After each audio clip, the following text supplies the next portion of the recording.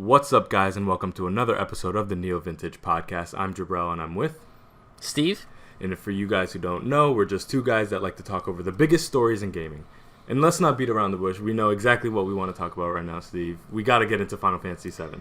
We got to do it. It's pretty much the big one that we've been playing. Obviously, the world's playing that pretty much right now. Yeah, and you know, I'm not a binge gamer. Like, I don't play things in big chunks. I like to break things up like an hour here, an hour there every day. Mm-hmm. But no lie, I looked at my game clock this morning. I just hit 9.5 hours and I'm on chapter 9 of this game somehow. Okay. Like, I love this game. I'm pretty deep into it. I'm not gonna let's avoid spoilers too much because it's been out for like 2 days. So for y'all who are watching and you don't want to hear anything about the game, we'll have timestamps so you could jump to the next section. But we'll talk loosely about like the mechanics and our general feelings about the game. But let's avoid plot spoilers. Yeah, that sounds fair. So I'm actually, it sounds like we're at the same part. I'm at chapter 9. I'm like 9.5 to 10 hours in. Okay. You're at well, the location's not a spoiler, right? You're at Wall Market. Yep, pretty much. Okay, so that's where I'm at too. Okay, so my top level thoughts is very surface level. I absolutely love it. I'm really impressed that they were able to adapt such a legendary game in such a comprehensive manner.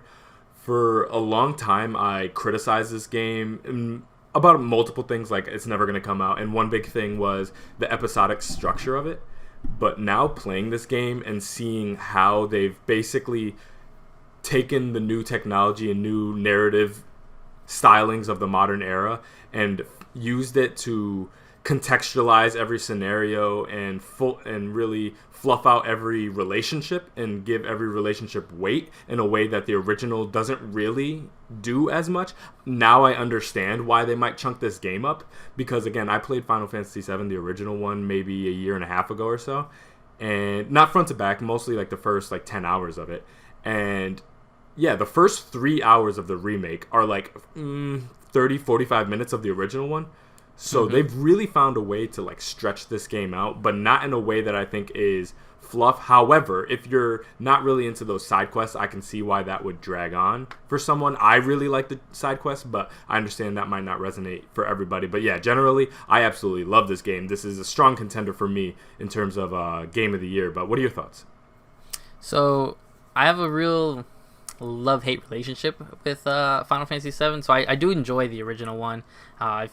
So I'm actually going through it right now on the side, just to try to refamiliarize myself. So it's weird that they were able to take pretty much the first 5-6 hours of Final Fantasy VII and stretch it out, but make it feel like a complete package. Yep. So that's one big thing we've always discussed, is that how are you going to take Final Fantasy VII and make it so many parts, make it feel like, how is this chapter 1, quote unquote, gonna feel like a full $60 experience?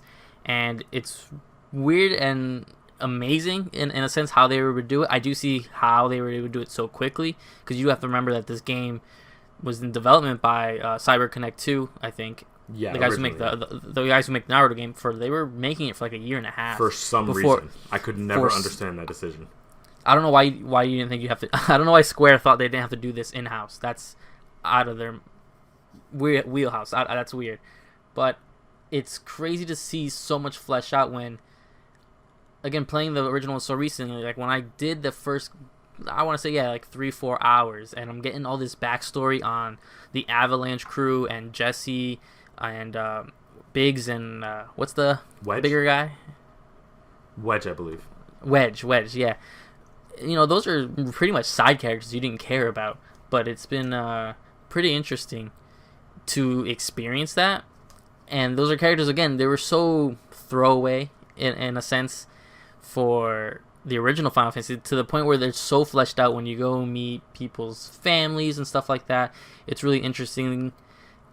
The PTSD of Cloud is, I think, way more impactful and makes more sense. It just feels better. It feels like they obviously revolutionized it to match the aesthetic of the game and stuff like that, but for the most part, I'm really enjoying myself. So, like I was telling you and another friend of mine yesterday. I was like, I have to break this game up into like the great, the good, the bad, and like the horrible. And I don't really have much to say in the horrible. Some of those side activities are drawn out. Again, to avoid spoilers, but that section with the robot arms. Yeah. Come on. Yeah. I had three times, and they're not fast and they're slow, and I get it. So I see why the game is stretched out a little bit to make it feel fuller. I don't know if it's just because I'm anticipating what's coming and I'm curious to see what's different and what's not different. But that's a little ridiculous. It's like you find one cat, well now go find two more. Why can't I just go find one? And I get all RPGs have these these side missions that are kind of like dorky and stuff like that, but it's weird that this game feels linear in most aspects and at the same time it gave me a lot of almost like a Outer World situation where it's like you could play the game pretty linear if you want. There's not these huge open sections where you're gonna get lost and tons of stuff. Like the sections that are open are, I like to say, they're limited in that aspect. But it fits because this game is trying to establish such a base, and I think the future games are gonna probably crank up the speed in the aspect. Again, we're not gonna talk storyline, but Final Fantasy VII, it gets better story-wise. So I can only imagine how they're gonna try to not milk it, but like extend that to feel a full package. So this game establishing the base, showing off Midgard. Midgard's never looked better, obviously, and it feels so alive with like the crowds and stuff in there. It's really just unexpected. Again, I went into this thinking I wasn't gonna like it, and yet I've been blown away. Especially since I was kind of negative on the demo, but I've been blown away. Yeah, and I mean, one big thing that I was really impressed with, this is probably one of the most beautiful games I've seen this gen, if not the most beautiful. Like, I mean, Final Fantasy's always been really good at facial animations, even going back to the older games. If you look at like the pre-rendered cutscenes back on the PS1, it's actually really impressive what they were doing on that tech.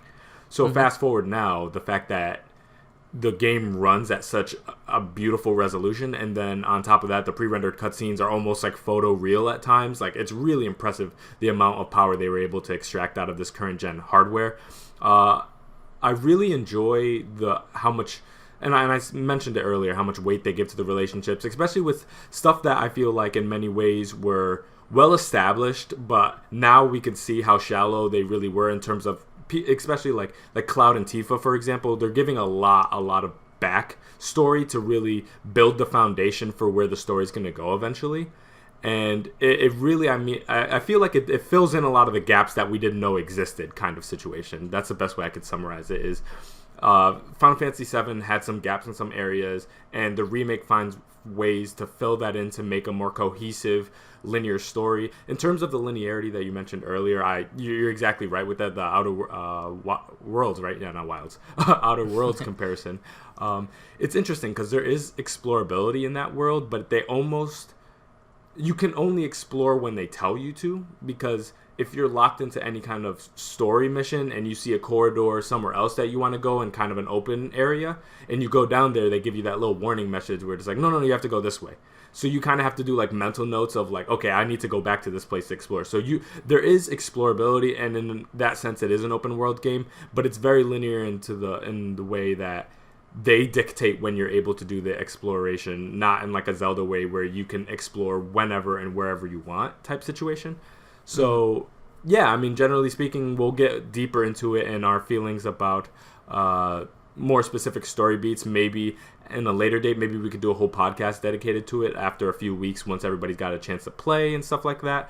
But yeah, man, I'm really high on it, and I'm glad that you're enjoying it. And I'm just got to say that I'm really impressed that they were able to get this out at the quality that they got it out. And I'm curious to see how this whole episodic structure exists. And now that I've played this, and I haven't beat it all, but now that I've gotten decently into it, now I understand their reluctance to call it like a straight up like episode 1, because this is very much a full featured video game. And I think it's going to be more similar ultimately when all is said and done. It's going to be an episode of the Final Fantasy VII saga. However, it's going to be structured more like a 13, 13-2, 13-3 Lightning's Return type situation. Yeah, that's what I've always assumed. Everyone's always asking, why didn't they call it episode 1? And like, because you deteriorate people when you call something an episode 1, and Telltale learned this the hard way. Oh, yeah. People are gonna wait until the complete collection's out. I didn't play most of those Telltale games until the whole collection was out because it's dumb. You gotta remember in that aspect, they were selling episodes for like $5. This is a full-fledged AAA title. Yeah, and this is not just any Square game. This is, their game. This is Final Fantasy VII, let alone just being a Final Fantasy game. So that's why they were being so careful not calling it Episode 1, and that's what we've always discussed, is they're probably going to call the next one Final Fantasy VII-2 or with an under name. My weird complaint is I don't like that on the cover, or at least on the title screen, it's called Final Fantasy VII Remake. Yeah, that's an interesting subtitle for them to tack onto it. I don't understand that because it's like Resident Evil 2 doesn't have that, Resident Evil 3 doesn't have that. So it's weird that they decided to put that instead of calling it Final Fantasy VII Midgard or something along those lines. Yeah. But I guess they're just not sure the pattern they're going to go with. And Square, they'll go back and rename this if they feel truly fit. I guess right before we move on, the combat, how do you feel? Because I know I was very negative on the combat when we played the demo.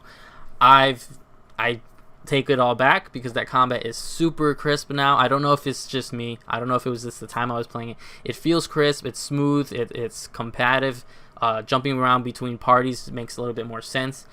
Again, I think it was just that that first hour when you blow up the reactor, and that's not spoiler. That was in the demo. That first little section is just not a good showcase of what this game has to offer, because that's just tiny bit of the stuff you can do, especially combat wise. Yeah, I mean, I absolutely love the combat. Again, I wasn't as negative on it originally as you were, so once I got a real chance to dive into it for hours and hours, it only got better for me. I really enjoy it. I enjoy the magic casting and the way that kind of goes into the flow of combat and the integration of like ATB into the system. Like everything for the most part jives really well for me. I've always had a skew towards older Final Fantasy games, and 1 through 6 is kind of my thing. 7 was my cutoff. It's kind of like, that's kind of like where I start like, and then I like 9 a lot. But then after that point, these newer age of Final Fantasy games were really not my cup of tea. And this game, I feel like, did the perfect blend of kind of that older storytelling, that older world that I'm familiar with. Some of the it's definitely not turn based, but in terms of with your spell casting and different abilities and stuff like that, it does stop time. So that kind of gives me that nice little comfortability on my end that it's not completely active time. And so, I mean, this is like the perfect middle zone in my opinion. And it does make me want to, like, once I finish 7, it makes me want to revisit games like 13 and 15 to see if there's anything possibly there that they have to offer now that I'm kind of rewired in my head to look at Final Fantasy a different way now that they've taken one that I held in really high regard and brought it into the modern era. It makes me want to take a look at the ones that were built from the ground up in the modern era to see if I can get more out of them now that I've experienced Final Fantasy VII Remake in this way. Yeah, I mean, again, we'll see. Well, again, like you said, we'll probably have we can probably do a full discussion once we get closer. Again, it has a lot of good stuff. I know I've been a little negative, I guess off camera or whatever. I know I was telling you some of the fluff I didn't like a lot. I was talking to another friend how some reason like certain things, a lot of pop-ins, I'm surprised on textures and stuff like that. Yeah, I see that too. But I'm not playing on a pro model, so I was assuming that's that. Are you experiencing that too? So I'm playing on a pro model, and it is constant. Like the beginning Midgar scene when I'm running through places, crowds of people would just pop in, and I would just like... And Cloud doesn't really cut through him. He kind of just bounces on him. Yes. So that was weird. All the doors, I have not seen one. I know that's a dumb complaint, and I'm not knocking it against it. But it's weird that all the doors have really bad textures, or they pop in super late. I don't know what's going on with that. And even on the pro model, there's certain scenes. It's not many. There are certain scenes where just Cloud's hair turns fuzzy. I don't know if you've seen that. Yeah, I know what you're talking about. It just gets weird. His hair's the only one I've seen do it. I don't know if it's because the color and the way it's all lifted up is weird. But usually I'm not distracted by it much. I just noticed it, but I'm not distracted by it much because of the voice acting being so well.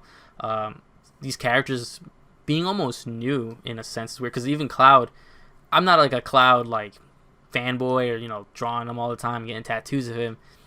But he's not a good guy at the beginning of this. And I don't remember him being so abrupt and just like Like, I didn't like him. Like, he was treating everyone bad. Some of the lines are a little cheesy, but I know people are comparing it to, like, it's like the writing's Kingdom Hearts X. I don't really think so. No, that's a bit much. No way. Like, a lot of people like the first joke that Barrett says about Cloud's age and rank thing. That was fine. That felt like something that would have been in the original Final Fantasy. I can't remember if that's a brand new line, but I think people need to relax on that. The writing, I think, it's just, to me, it's real. Where Kingdom Hearts is super about, like, opening the doors to your heart and like word salad. This stuff, they're direct, and like their motions and stuff like that you see in flashbacks, which are mostly new, really flesh them out as people. For the dialogue, as campy as it is, I've always attributed that to like the camp and a callback to the original. That's them keeping the tone. It's like, and bear with me for a second. It's kind of like if you wanted to remake Symphony of the Night and you brought over and you're like, the dialogue's crappy. And it's like, well, it's kind of supposed to be that way. It really is a fundamental part of that experience. We're talking about remaking a PS1 game from that era, not to mention Final Fantasy games in general, even to this day. I mean, you play Final Fantasy 15 right now, and that dialogue is very campy and at times inorganic feeling, and I feel like I've always chalked that up as kind of the style of the series. And as for like the pop-in texture thing, it might sound like a menial critique, but I think that's actually a testament to how great this game is the fact that that's like one critique we can have for it. It's like, hey man, the door textures don't pop in. That's just a testament of how great the game is. That's kind of where we go mentally for critique. Yeah, the critiques are minor, and that's what I'm saying, because it's so weird. You know, like if I had to force another critique, not even force it, but the only other thing I've noticed, so again, besides the pop-ins and stuff like that, texture-wise, which they can usually fix in patches, when you talk to anyone outside, there's that weird, like 3 to 5 second, and I've timed it, it's like a 3-5 second delay. Oh, the little load, So I know games hide the loading in different places, but they sometimes are just awkwardly staring at each other for 4 seconds, which seems like a short time, but when you're in there constantly trying to talk to that guy, trying to do his like, or when you shopkeepers, you'll be sitting there for like 4 seconds before the shopkeeper acknowledges you. But again, minute little details that they don't really hinder the experience at all. So generally, would you recommend somebody go check this out? Definitely, newcomers and veterans alike. There's something there for everyone. Again, newcomers will come in, experience this whole brand new story.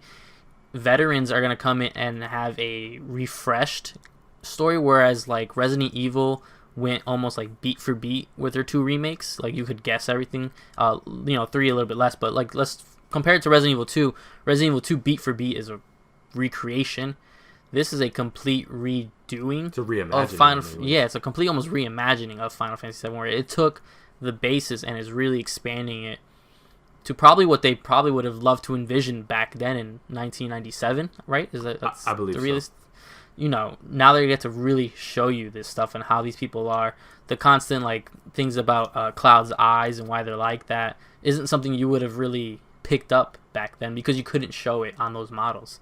So I would definitely recommend this. Yeah, me too. Highly recommended. And I've heard some people say that if you are not familiar with or have not beat the original one, you shouldn't jump into this one yet. You should jump into that one first. I very much disagree with that. I think this is super accessible for anybody, and I recommend you play this one first because, again, it kind of gets you through that gate to appreciate the lore in its fully explored form, and then maybe go back and play the original and kind of experience it in that iteration. So I really disagree with that. I think this is fully featured, top to bottom. You can experience it. You don't have to go in with any previous knowledge. And I think you can appreciate everything for what it is, as it is, without necessarily knowing exactly what it's calling back to or what it's a remake of.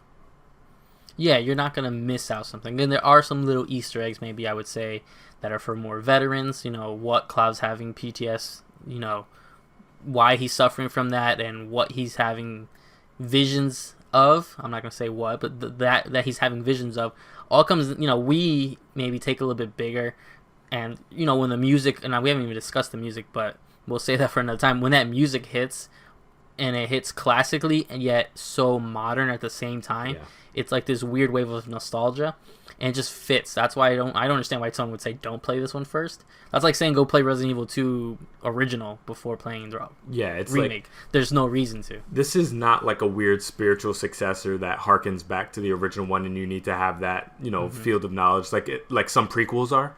That's not the case here. This is not like that Borderlands prequel that they have. That's not this. This is very much its own thing, and you can get the full experience top to bottom from just playing this game. So don't let that be a deterrent to you, the fact that you haven't played the original. And I highly recommend it. And in terms of getting your money's worth out of it, I've said don't be too afraid of the fact that you're not getting you're getting an episode 1 in quotes. This is more than worth the $60. And hey, again, it's not a Nintendo game, so you give it a couple months, it's going to come down eventually. So even if you do want to wait, I think it's well worth the money. Yeah, for sure. So we'll have more thoughts on that when once we both. That's weird that we've both been actually pretty close in how far we're in the game, so we probably will beat it around the same time. Yeah, so probably. That's not, if we keep up this pace, cool. yeah. Yeah, at this pace, yeah.